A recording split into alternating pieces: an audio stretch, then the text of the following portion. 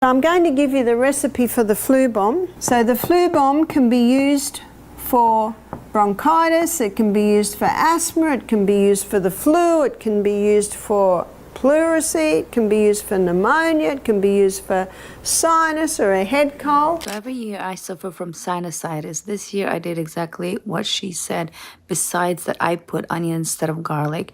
And within 2 days I was well. Where the flu injections, holds the flu injections, it states that this will not prevent the flu.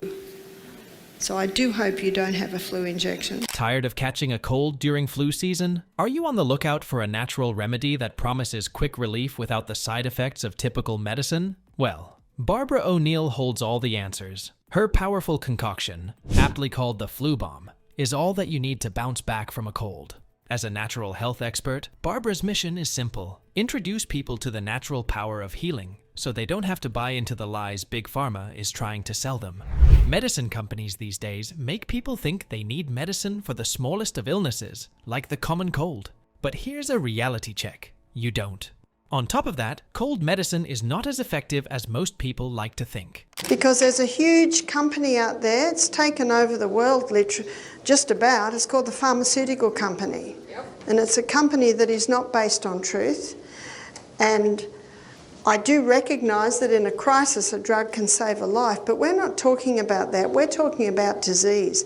We're talking about the body when it is not functioning properly, and the whole world. So, what do? Well, that's where Barbara's flu bomb comes in. A simple natural remedy that you can make at home without worrying about the ingredients. You can start by crushing some garlic. 1 clove of garlic should do the trick. If you can't handle garlic, then you can go with a small amount. You can also choose to grate your garlic finely if that's more to your taste. Next, you will need some ginger. Grate the ginger finely. 1/4 teaspoon will do the trick. And then you're going to need some eucalyptus oil. Barbara recommends using a drop. If you don't have eucalyptus oil, you can go with tea tree oil as well, since it's equally effective. However, if anyone has the bright idea to up the health benefits of Barbara's flu bomb by going overboard with the eucalyptus oil, you might want to stop. Drinking half a cup can be dangerous. It is toxic if you drink half a cup. So don't drink half a cup. Next, you're going to need some cayenne pepper. Barbara recommends using 1/4 teaspoon. It's not a bright idea to go past this amount since you might end up paying for your enthusiasm. The second last ingredient is lemon. Specifically, you're going to need lemon juice. As for how many lemons you need, well, that depends on how juicy the lemons you manage to get your hands on. But generally, the juice from 1 lemon should be good enough. Lemons are $1 a lemon, you might have a squeeze. If lemons are falling off your tree, you might well do 1 or 2.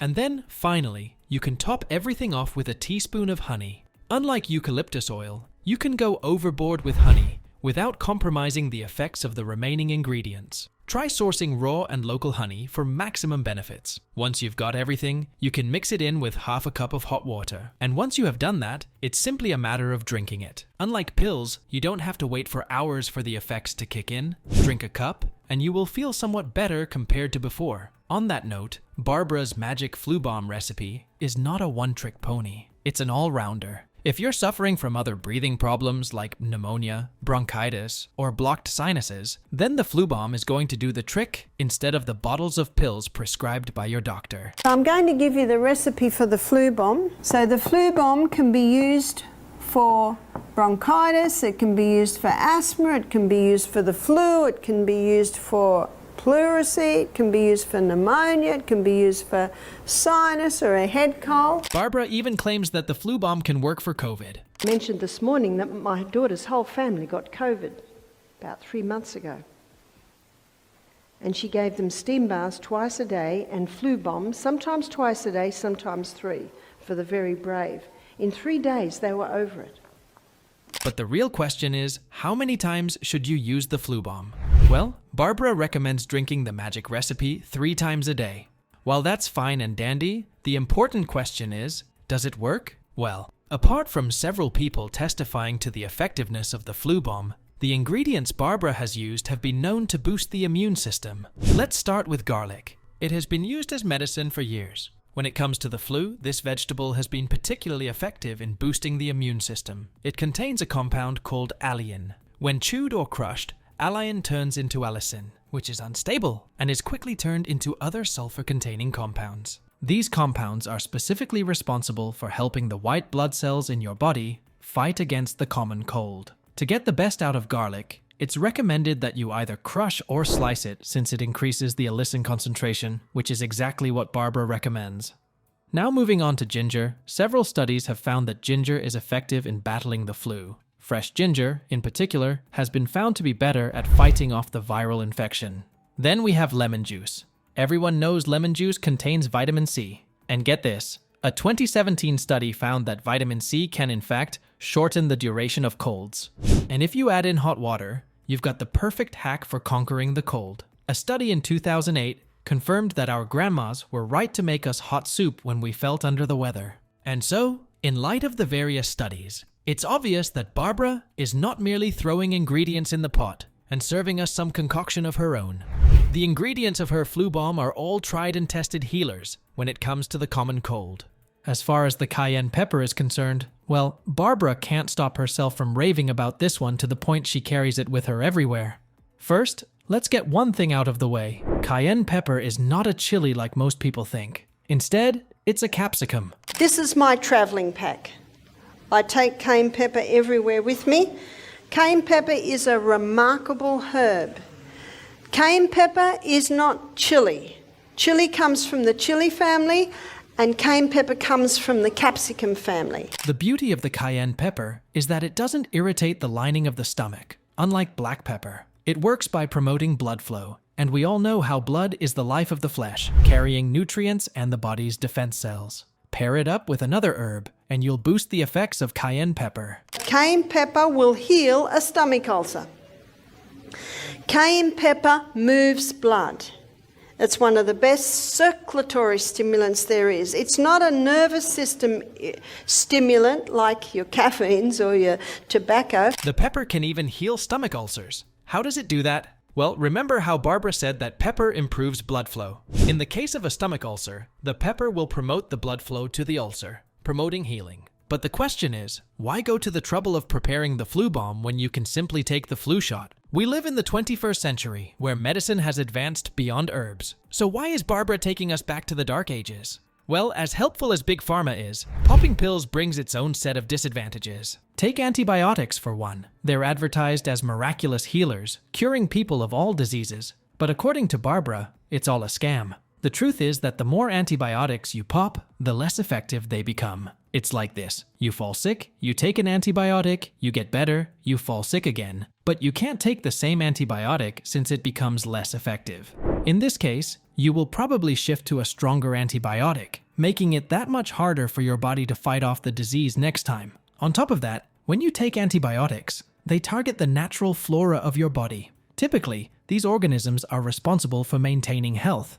That's why a pregnant woman is asked not to take antibiotics, because after a baby is born, he essentially has no microorganisms in his body. But then he drinks his mother's milk, and that's his source of microorganisms. But when you are taking antibiotics, you're basically destroying your body's natural flora, which actually makes you more vulnerable to diseases. On the other hand, you have your herbs and your natural antibiotics, like garlic and olive leaf extract. The advantage of going with natural antibiotics is that they don't kill off your body's microorganisms. However, with drugs, it's like robots. They only see their target and are unable to differentiate between allies and enemies. The same goes for flu shots. Medical experts like to emphasize the importance of taking flu shots before the flu season sets in. But the truth is that you don't need to. According to Barbara, our body is built to heal itself. On top of that, if you read the writing on the packets with the flu injections, you'll see that they say that flu shots cannot prevent the common cold. So why put yourself through that when you know the results are not guaranteed? Barbara also revealed that these flu shots contain mercury, which a lot of people seem to be unaware of. And it goes without saying that mercury is harmful to you in more ways than one. Did you know that on the packet where the flu injections holds the flu injections, it states that this will not prevent the flu? So I do hope you don't have a flu injection, because it does have mercury in it. And we don't need to inject these things into our body because the body's been designed to heal itself. And it will heal itself if you give it the right conditions. Barbara also cited the example of how she came across a study where they gave flu antibiotics to 52 participants.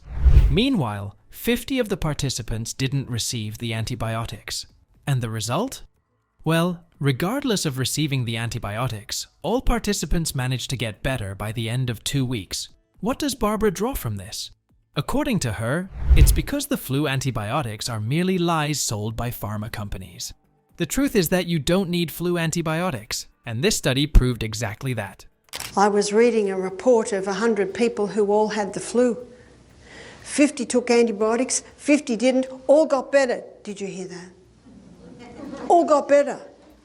One lady said, but it's 2 weeks and I'm still coughing. I said, yeah, you'll do that. Barbara also draws attention to the fact that mercury has been removed from child vaccinations. But with the flu shot, the situation remains the same. And the effect? Well, according to Barbara, the flu shot is responsible for higher rates of Alzheimer's and dementia in elderly patients.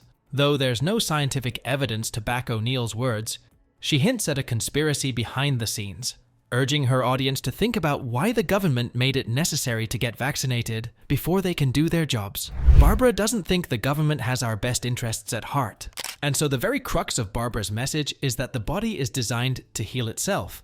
And if you find that hard to believe, well, why don't you take a good look at your body? What's the first thing you notice? The largest organ of the body, the skin. What happens when you cut the skin? Your flesh and blood are exposed, and that makes it open season on your body. Then, there are the openings of the body. Let's look at your ears. You'll find little hairs in there. What function do you think they serve? Protection, of course. Then there are the eyes. They're protected by 2 bones. And if there are any pathogens in the air, they'll be blocked by your eyelashes and eyebrows. The same goes for your nose. What an amazing organism is the nose. Did you know that in the nose there are all these little hairs? And in the nose it's like a cave with all these little cavities. And if we breathe in something that's got dust on it, it's heavy. If we breathe in pure air, it is so light it goes straight through into the trachea and down into the lungs. And that's why we're nose breathers. There's no hair in our mouth. This way, air with pathogens is filtered by the nose for breathing. And what do you think happens when there are many pathogens in the air? The pathogens are trapped by the nose hairs, and that's how the mucus builds up. And when you have mucus in the nose, that basically indicates an allergy. Now, different people can be allergic to different things. It can be a chemical, or it can be mold. According to Barbara, there are 3 most common allergens: wheat, dairy, and refined sugar. Next, you've got the lymphocytes. Think of them as security guards patrolling throughout your body, making sure there aren't any pathogens that manage to sneak past the body's defense systems. They work with different white blood cells in the body to wipe out any threats. And when they see a problem, they can call on the neutrophils and the monocytes to come along, and they use hydrogen peroxide to actually wipe out any of the problems, and they envelope them and wipe them. As a result of this wiping out, the white blood cells die, and when enough of them collect, you get pus. So when you look at it from all angles, the best thing you can do to ward off disease is to boost the immune system. That's what Barbara recommends, and when you think about it, it makes perfect sense. The best defense is a good defense. A flu bomb can help you recover from the common cold, and in some cases, it can even prevent it. But other than that, there are tons of other steps you can take to boost your immune system. And before you start worrying that there might be a long to-do list, hold your horses. Barbara doesn't work like that. Her advice is simple and focuses on connecting people with the natural process of healing. For starters, make sure you're getting adequate sunlight. Why?